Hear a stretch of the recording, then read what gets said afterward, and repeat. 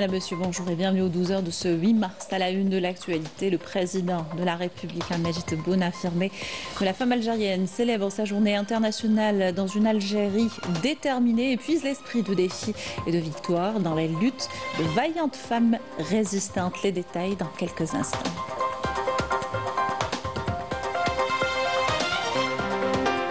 Séquence mémoire ce matin avec l'une des pages les plus sombres de l'histoire de la colonisation française en Algérie. L'OAS, qui a commis de nombreux crimes contre la population, est aujourd'hui glorifiée par l'extrême droite française.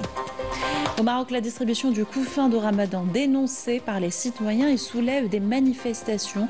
Les personnes dans le besoin exclues accusent le Marseigne de détourner les aides destinées au peuple. La femme à l'honneur ce matin avec les jeunes porteuses de projets à l'université de Mbouari. Elles travaillent sans relâche pour concrétiser leurs idées innovantes au sein de l'incubateur de l'établissement.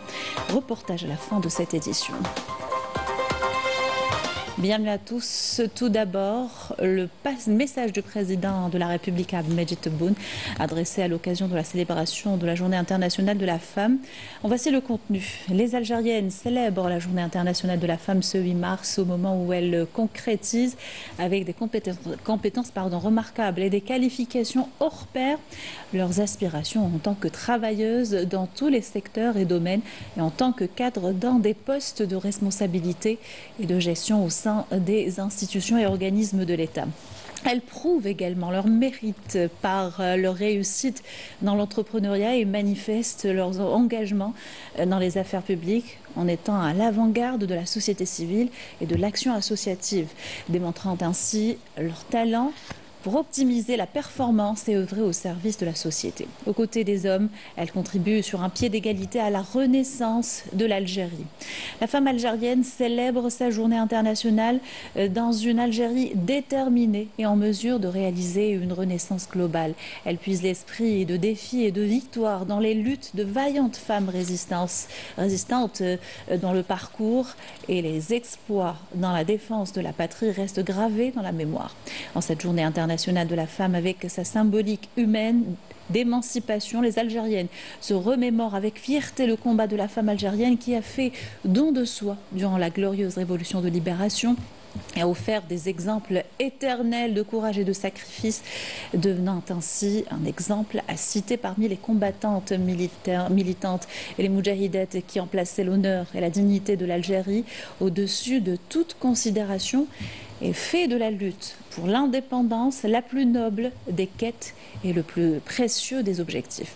Depuis les premières shahidettes de la résistance populaire et de la glorieuse révolution de libération telles que Lalla Fatma Nsoumer, Zia Chaïb et la militante martyre Malika Gaïd, à l'icône de la révolution Hassiba Ben Bouali, aux icônes Jamilat, Bouazza, Bouhired, Boupacha et Toubel, jusqu'aux moudjahidettes fidèles au serment Zahra Drif Bitat, Louisa Iril Hariz et leurs sœurs dans les villes et les villages de l'Algérie de la gloire.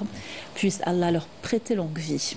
Nous saisissons cette opportunité pour adresser nos vœux aux Algériennes à l'occasion de la Journée internationale de la femme et réaffirmer notre engagement constant à renforcer la place de la femme dans la société et à lui permettre l'accès aux postes de haute responsabilité afin que l'Algérie fidèle à son authenticité avance vers la modernité, le développement durable et la renaissance globale grâce à tous ces enfants dévoués. Vive l'Algérie, gloire et éternité à nos valeureux martyrs. Fin du message du président de la République à l'occasion du 8 mars, Journée internationale de la femme.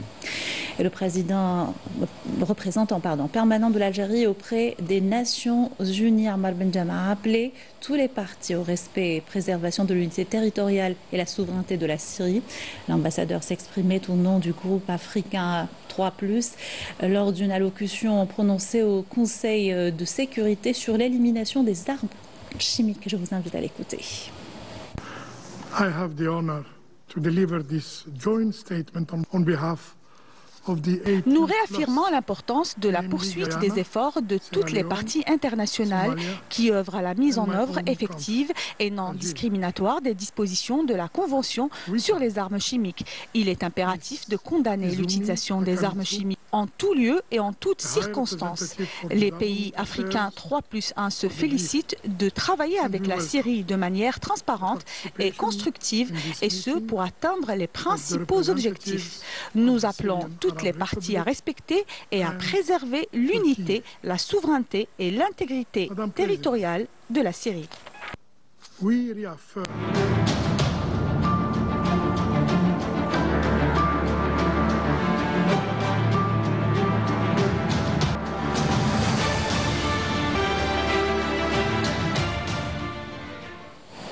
Séquence mémoire à présent avec l'une des pages les plus sombres de l'histoire de la colonisation française en Algérie, l'organisation armée secrète, l'OAS, une organisation terroriste créée en 1961 pour défendre la présence française en Algérie, et ce par tous les moyens. L'OAS, qui a commis de nombreux crimes contre la population civile algérienne, est aujourd'hui glorifiée par l'extrême droite française. Dalal Boutaba, Média Mardi.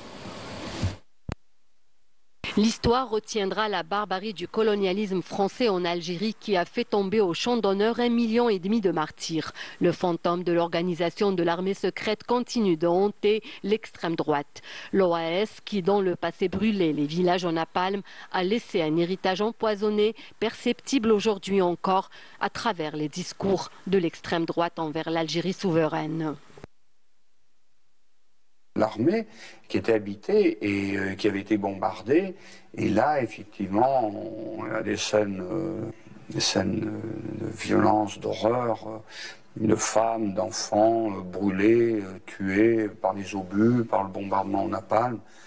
Le bombardement en napalm, c'est quelque chose d'horrible. Et tous les matins, et tous les soirs, les T6 chargés de bombes, de bidons spéciaux au napalm, aller bombarder, incendier, dès qu'on avait vu quelqu'un bouger. Et on ne disait pas le napalm, on disait les bidons spéciaux. Vous avez été amené à soigner des blessés de ces bombardements? Non. Ah non, il n'y avait pas de blessés, tout le monde était mort. Il n'y a pas de survivants? Non. C'est absolument effroyable. Il ne reste plus rien, que du noir. La nostalgie de l'époque coloniale et l'histoire sanguinaire a mené vers une escalade dans les discours et à une dérive politique sans précédent. Il appartient à une tradition de la droite française qui n'a jamais pu admettre que l'Algérie ait pris son indépendance et qu'on ne lui ait pas donné. L'Algérie a fait une révolution en 1962, elle a pris son indépendance, elle a dit non à la France. J'ai surtout le sentiment, à la lumière de ces débats médiatiques, qu'aujourd'hui la haine de l'Algérie et des Algériens sert de rente électorale à des responsables politiques en manque d'imagination. L'OAS reste une tache noire dans l'histoire de la France. Aujourd'hui, des politiques héritiers des idées de cette organisation se hissent au sommet de l'État et risquent de mener la Ve République à la dérive. Et lorsque certains journalistes dénoncent ces crimes coloniaux, ils sont attaqués et lynchés dans les médias français, où les discours d'extrême droite s'imposent désormais. Une liberté d'expression à géométrie variable de plus en plus évidente. Najwa Jeddi, Sabrina Keshoud. D'habitude, le mercredi, vous en avez l'habitude, Jean-Michel Apathy est avec nous pour débattre. Ce matin, Jean-Michel n'est pas là. En effet, mardi dernier, lors d'un débat sur l'Algérie face à vous, Florence Portelli, Jean-Michel a effectué un parallèle entre certains actes commis pendant la colonisation de l'Algérie et des crimes nazis. Jean-Michel Apathy ne souhaitant ni s'excuser ni revenir sur ses propos, ce qui est son droit, la direction de RTL lui a donc demandé de se tenir ce matin en retrait de l'antenne. Voilà. Une mise en retrait qui pose question. Dans la désormais longue séquence jouée par les médias français vérolés par les discours d'extrême droite contre l'Algérie, le dernier épisode en date a de quoi choquer. Jean-Michel Apathy, analyste politique intervenant depuis de nombreuses années sur les plateaux télé et radio du pays, n'est pas n'importe quelle figure. Et les propos qui lui valent sa mise en retrait, les historiens les valident à l'unanimité. En effet, tel que le dit Apathy, les massacres de la France coloniale ont précédé le nazisme et ont été systématiques et massifs. Rappelons-le, pour la seule conquête française du territoire algérien, plus d'1 million de nos ancêtres ont été martyrisés, soit le tiers de la population d'alors. Le journaliste s'est exprimé sur son compte officiel du média social X, anciennement Twitter. Il revient sur la machine médiatique mise en branle à son encontre après l'énonciation de ces faits indéniables et documentés entre autres par le colonisateur lui-même. Que Que dire si l'on ajoute que dans la sphère des médias d'extrême droite Bolloré, rebaptisé Bolloréland par l'éditorialiste, un certain Éric Zemmour a pu être promu pendant de nombreuses années et jusqu'à aujourd'hui pour ses discours racistes caractérisés et à l'opposé empreints de fake news. Quand Michel Apathy n'a fait que dire des vérités, Zemmour est multicondamné par la justice française pour propos racistes et incitation à la haine. À l'échelle du paysage médiatique, un tel deux poids deux mesures est particulièrement inquiétant, mais pas nouveau. La France n'a de cesse de s'enfoncer dans les abîmes à mesure que s'étend la mainmise d'entrepreneurs puissants, poussant les discours droitiers et extrémistes sur le champ de l'opinion, où les nostalgiques de l'Algérie française se taillent la part du lion.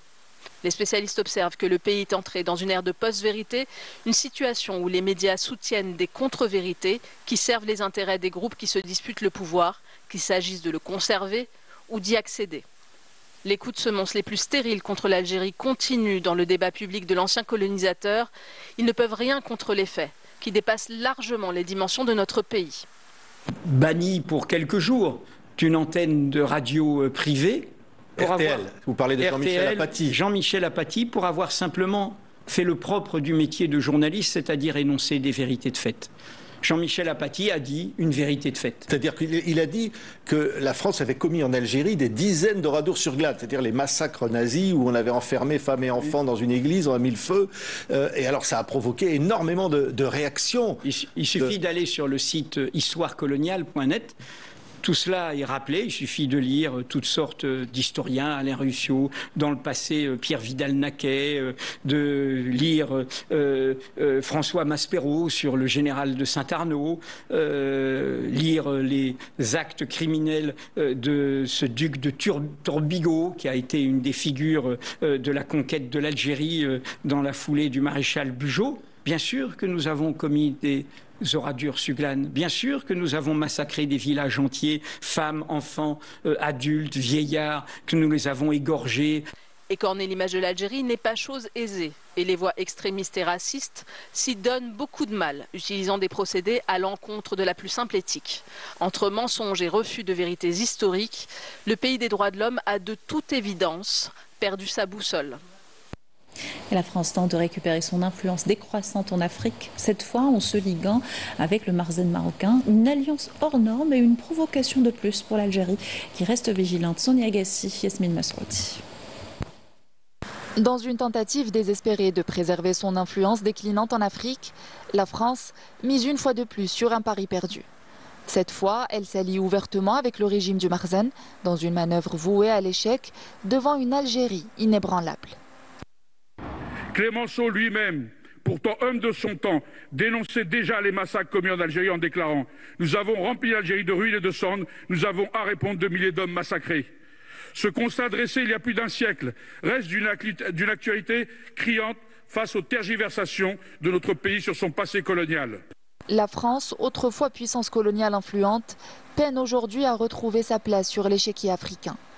Son recul progressif et son éviction de plusieurs pays du continent l'aurait conduit, selon certains analystes, à renforcer ses liens avec le régime du Marzen.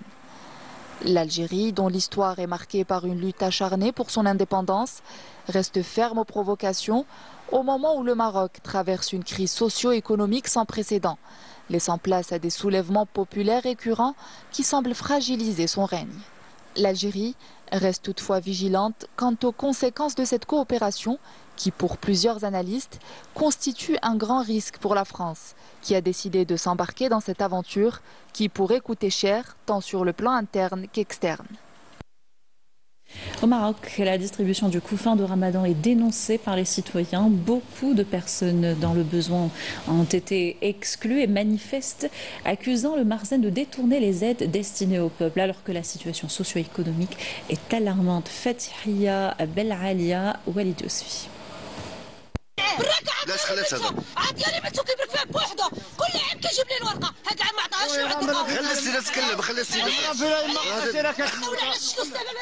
عمرها شركات جاي كيبكي عليا البارح انا بنته علاش ما ياخذهاش عايش بوحده طيب شوف حالتي دايره خرجوا معايا شوفوا حالتي الا ما كنت مستحق ناخذها ما ناخذهاش ما عنديش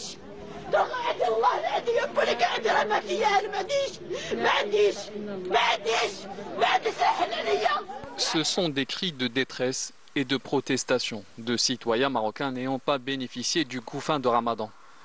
S'ils se sont rassemblés aujourd'hui, c'est pour revendiquer leur droit d'avoir de quoi subvenir à leurs besoins pour les semaines à venir du mois sacré. Nous vivons dans des conditions précaires. Ces listes ont été falsifiées. Les conditions ont changé depuis quelque temps.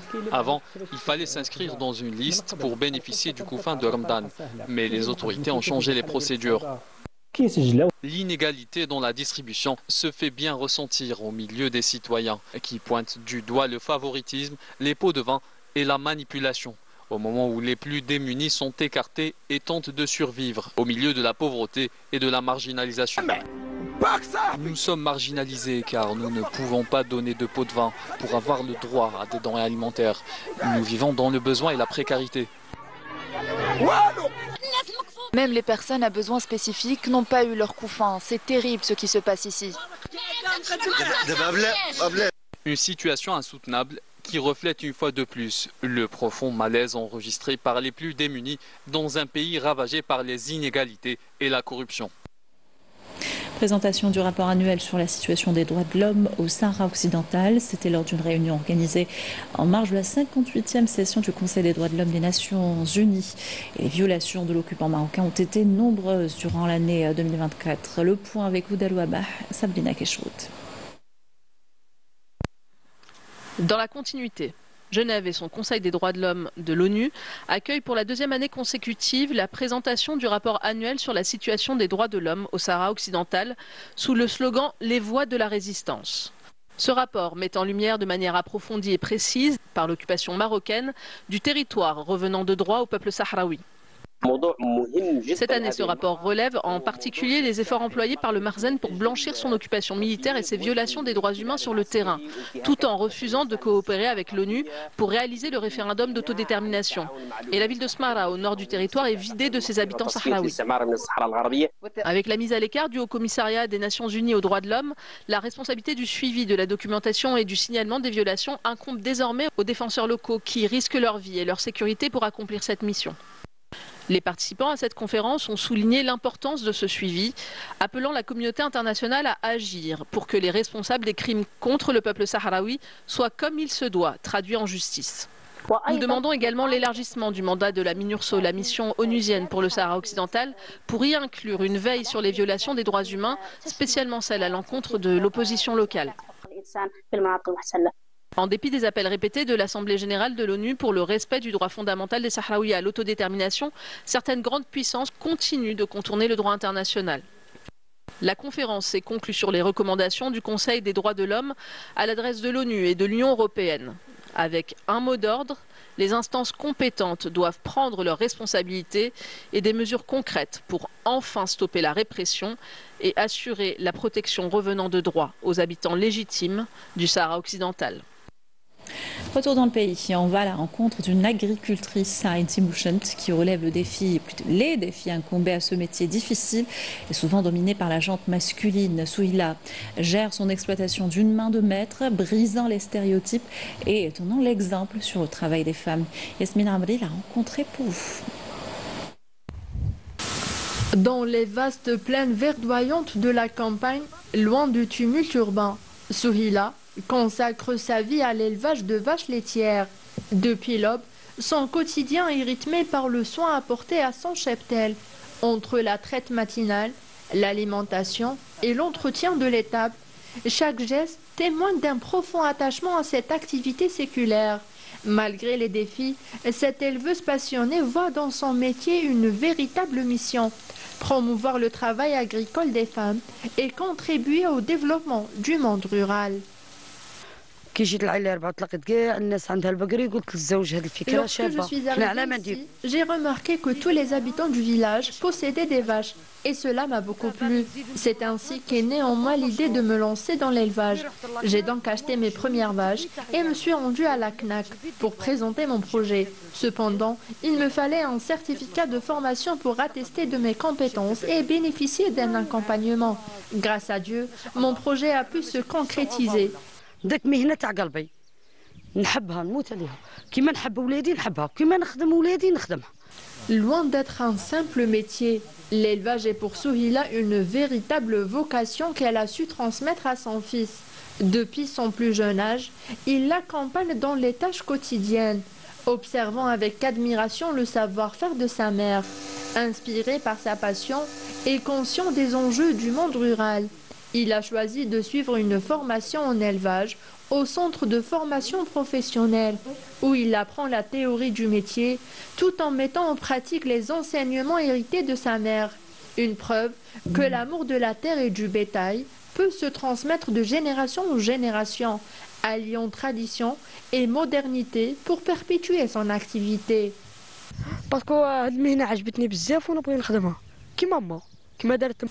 Ce métier m'a beaucoup plu et je souhaite suivre l'exemple de ma mère. Une fois diplômée, je compte investir dans ce secteur. Le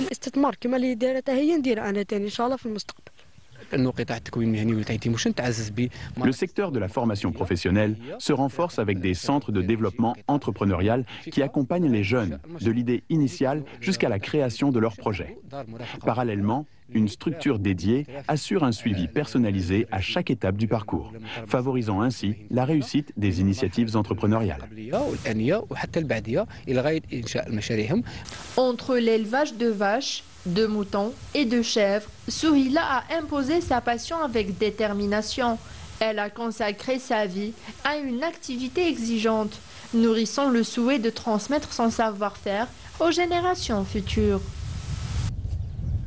Et les femmes brillent à l'université de Mboiré où l'innovation est le mot d'ordre. L'incubateur de l'établissement regorge de jeunes porteuses de projets qui travaillent sans relâche pour concrétiser leurs idées. Tous les domaines sont concernés, comme vous allez le voir dans ce reportage de Rina Lerari. Comme à leur habitude, Rokhaya et Sérine, étudiantes en informatique, prennent le chemin de l'incubateur de leur université. Une fois dans la salle de travail, elles s'installent, sortent leur ordinateur et se mettent aussitôt à échanger. Entre réflexion, ajustements et tests, elles affinent chaque détail de leur prototype afin de le rendre à 100% opérationnel. Notre projet vise à concevoir une solution innovante pour la détection précoce de la neuropathie diabétique. Avec 10 millions de diabétiques dans le monde et une forte croissance prévue, notre solution répond à un besoin crucial de suivi médical efficace.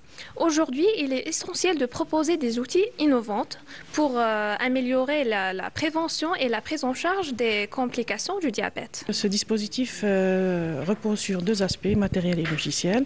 Pour le matériel, il s'agit d'un dispositif ergonomique et léger, équipé de capteurs et composants électroniques permettant la détection précoce de la neuropathie diabétique. Et pour le logiciel, nous avons développé une application basée sur l'intelligence artificielle qui analyse les données, facile à utiliser et destinée aussi pour les médecins et aux patients.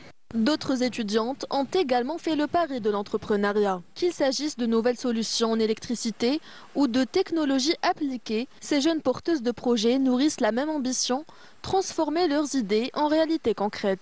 Notre produit innovant, c'est un pavé écologique à base de déchets à 100%, c'est-à-dire à 0 dinar. Les matériaux qu'on a utilisés, c'est bien le plastique, les déchets du sable ou bien les déchets qu'on trouve dans la nature. On a fait une application et les gens qui ont ces déchets-là et veulent s'en débarrasser, ils n'ont qu'à nous contacter à travers cette application. On a fait des essais sur le matériau.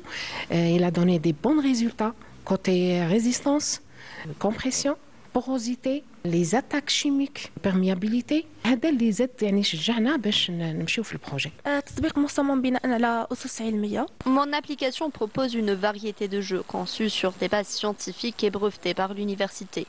Elle est spécialement destinée aux psychologues et aux parents d'enfants atteints de cancer, afin de les accompagner dans leur parcours. Cette structure qui est devenue très importante, elle est en train d'assurer l'accompagnement et le suivi des projets innovants. On compte déjà 3 ans de travail avec un décret de la DGRSDT et un label obtenu via le ministère des startups, de l'économie de connaissance et des micro-entreprises. 29 projets ont obtenu des labels, dont 2 projets des labels start-up et le reste, c'est des labels projets innovants. Ces projets-là sont divers. Il y a des projets dans le domaine de l'agriculture, d'intelligence artificielle, la biologie, que ce soit biologie végétale ou animale. Dans cet écosystème en plein essor, l'accompagnement joue un rôle clé. Certaines étudiantes, à l'instar de Hiba, bénéficient du soutien d'une professeure qui les guide et les aide à franchir chaque étape du développement de leur projet. Notre projet, c'est le premier en Algérie basé sur notre réglementation, le calcul de l'empreinte carbone dans le bâtiment. Notre logiciel est composé de 4 blocs. Le calcul de la consommation réelle du client propose des solutions d'efficacité énergétique et l'énergie renouvelable. Le thème du projet est d'actualité parce que ça touche à la sécurité énergétique en Algérie, sachant que le secteur du bâtiment est le plus énergivore. Notre objectif, c'est de toucher à ce secteur en essayant de réduire la consommation énergétique du citoyen, en le sensibilisant aux bonnes pratiques pour réduire cette consommation. Portées par leur détermination et leur ambition, ces étudiantes suivent le chemin de celles qui ont osé entreprendre avant elles, avançant pas à pas pour apporter des solutions concrètes aux défis de demain. Le sport et la promenade des Sablettes a vibré hier soir au rythme de la 2e édition du duathlon 100% féminin, un événement qui représente bien plus qu'un défi sportif, mais une célébration de détermination et de solidarité féminine. Meissa Lebouahel était présente, le compte rendu.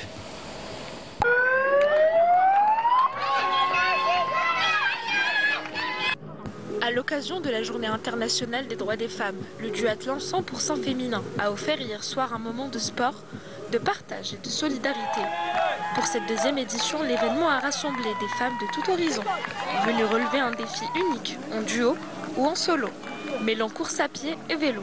Donc nous sommes très contents aujourd'hui d'avoir encadré, organisé cette petite course conviviale dans une ambiance familiale aussi, parce que nous avons fait en sorte d'encourager les femmes à la pratique du sport d'une manière générale, mais surtout de le faire dans une ambiance, on va dire, de partage.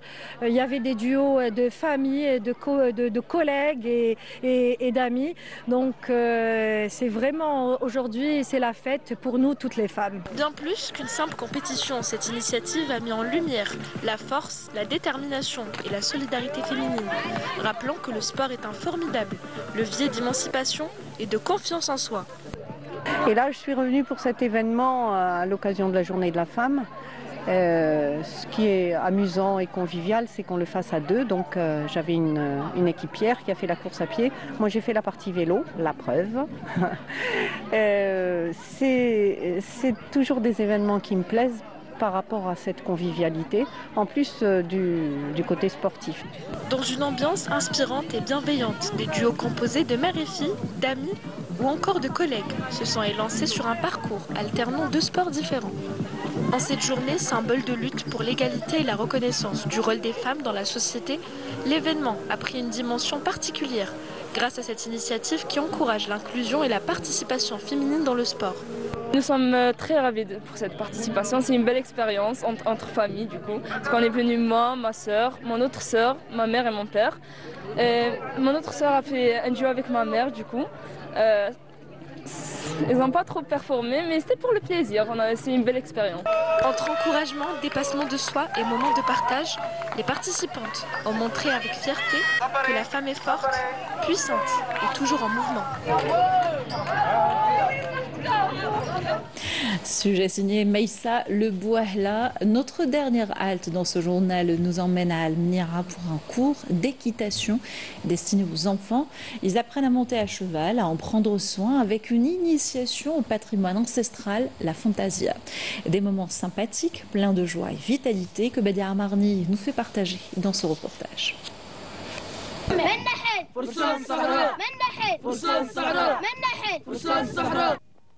En plein désert de Mnira, des enfants et des adolescents s'adonnent à cœur joie à leur passion, l'équitation.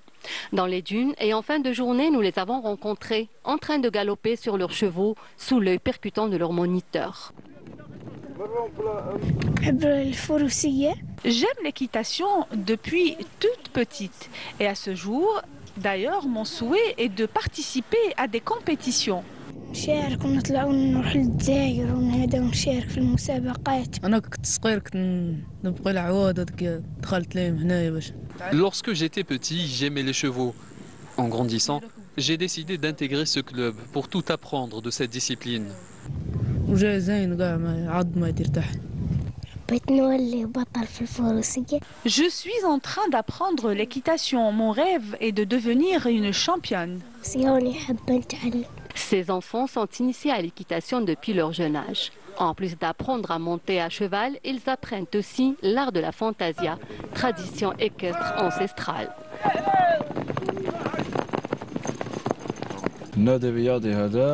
J'ai développé ma passion pour les chevaux dès mon jeune âge. J'ai eu l'idée de fonder ce club en 2014, j'ai obtenu mon agrément en 2016 et j'ai commencé mon activité avec les courses à chevaux. J'ai ensuite commencé à former des enfants et des adolescents en équitation et en fantasia. Ils sont âgés de 6 à 20 ans. Nous avons participé à de nombreuses compétitions et nous avons décroché plusieurs prix à Al-Bayed, Ourgla et à Adrar. Nous avons aussi participé en 2018 à un festival de fantasia à Alger à l'occasion du 5 juillet. Nous avons beaucoup d'ambition de faire aimer ce sport aux enfants et surtout prendre part à des compétitions nationales et internationales. Ces jeunes de Mnira adorent monter à cheval. Ils rêvent même de faire des carrières, pourquoi pas internationales.